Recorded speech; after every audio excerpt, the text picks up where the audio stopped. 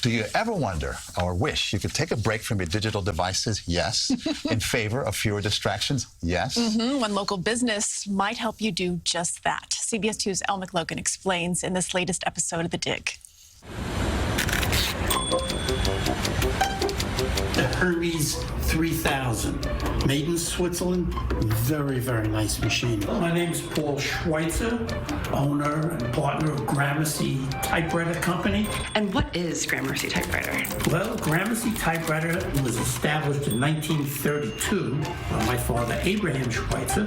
He was in the repair and sales of typewriters. And here we are, all these years later, still in the typewriter business. And my son, Justin, has come into the business approximately 15 years ago, and he seems to be in charge. Tell me, Jay, what's it like to work alongside your father? It's great being around someone with all that experience, learning, because in this business you always come across something you've never seen before. From what I see and hear from our typewriter customers, they like the feel of the machine. There's no distractions when they're working on a typewriter.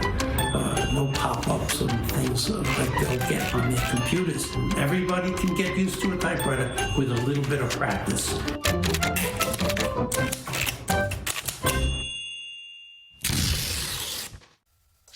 Paul SCHWEITZER says that business is thriving. Is it? Who's buying?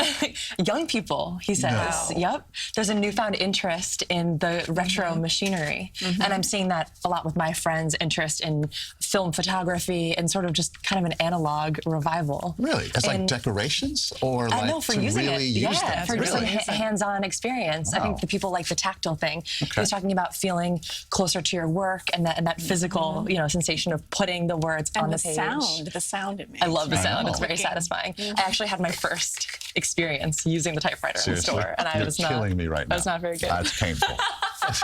This is how we learned, okay? That was the newsroom before I got here. Oh, I don't know about that.